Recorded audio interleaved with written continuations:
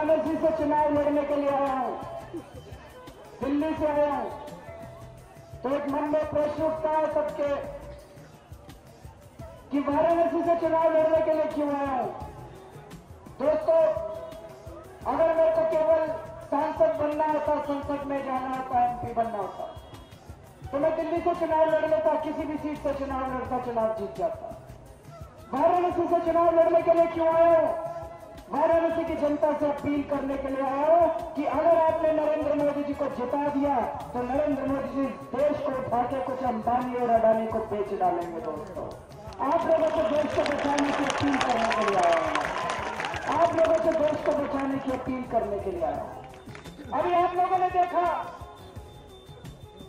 चारों तरफ होर्डिंग लगे पड़े हैं जी, चारों तरफ अब की बार मोदी सरकार, इतने बड़े बड़े होर्डिंग देखिए आप लोगों ने सबने।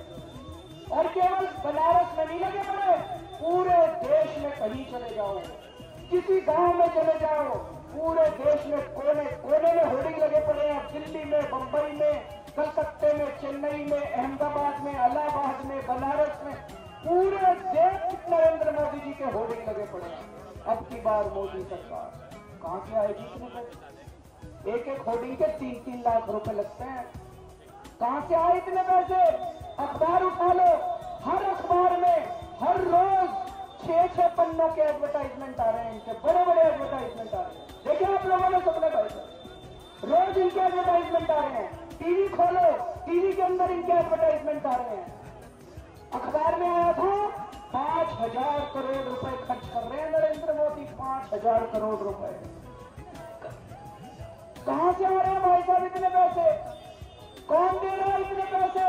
वही लोग दे रहे हैं जिनको 1 रुपए मीटर की जमीन दी थी इन्होंने, जिनको गुजरात में 1 रुपए मीटर की जमीन दी थी, वही मोदी को पैसे दे रहे हैं। जो भी मोदी जी को पैसे दे रहा है 5,000 करोड़, भाई साहब चुनाव के बाद 5 लाख करोड़ तो निकालेगा। गलत तो नहीं कह रहा जी? पीछे वाले बताना जरा, गलत तो नहीं कह रहा? 5 लाख करोड़ तो निकालेगा जो भी मोदी जी को 5,000 करोड़ दे रहा है। कहां से निकालेगा? आपकी जमीनें छीनी जाएंगी। ये गंगा की सफाई कागजों में होगी बस, वाराणसी की सड़कें कागजों में बनेगी बस, वाराणसी में सीवर कागजों में बनेंगे बस, तभी 5 लाख करोड़ निकलेंगे, नहीं तो 5 लाख करोड़ कहां से निकलेंगे। इसलिए मैं वाराणसी से चुनाव लड़ने के लिए, जब से मैं काशी आया हूं तब से मेरे ऊपर हमले हो रहे हैं। पहले इन्होंने अंडा फेंका मेरे ऊपर, उसके बाद इन्होंने स्याही फेंकी मेरे ऊपर, अभी कुछ दिन पहले बोतलें फेंकी इन्होंने मेरे ऊपर, कुछ दिन पहले पत्थर मारे इन्होंने मेरे को। मैंने क्या कसूर किया है जी?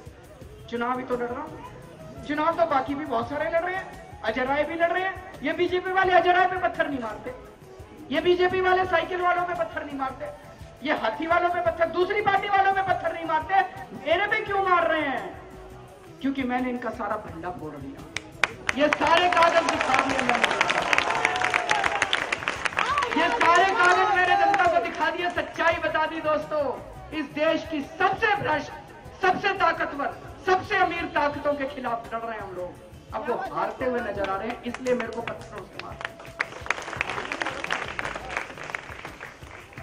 एक और प्रश्न जो कई लोग मेरे से पूछ रहे हैं, आपने दिल्ली की गद्दी क्यों छोड़ी थी?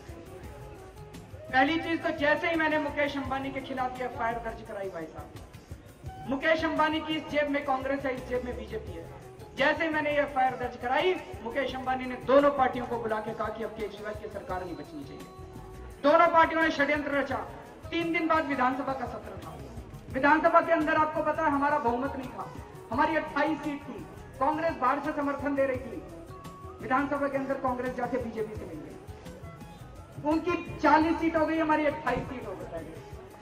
विधानसभा के अंदर इन्होंने एक काम नहीं होने दिया, एक भी काम नहीं करने दिया इन्होंने। विधानसभा के अंदर सारे माइक तोड़ दिए, विधानसभा के अंदर सारी फाइलें फाड़ दी।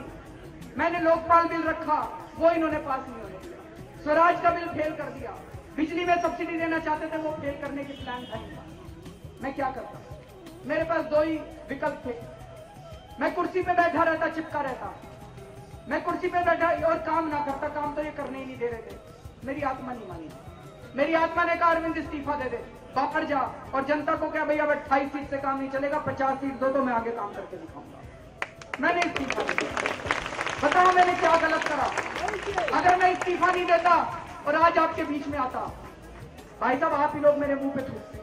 आप कहते थे केजरीवाल बदल गया, ये पार्टियां काम नहीं करने दे रही, लोकपाल बिल पास नहीं करने दे रही, फिर भी देख कुर्सी से चिपका पड़ा है, इस्तीफा नहीं देता। मैंने इस्तीफा दिया भाई साहब। बताओ मैंने क्या गलत किया?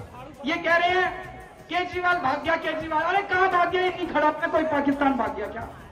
यही खड़ा हूं मैं, और इतनी जल्दी नहीं भागने वाला। बीजेपी कांग्रेस वालों, तुम्हारी छाती पे मूंग दलूंगा, ऐसे नहीं भागने वाला। तुम्हारा पीछा नहीं छोड़ने वाला।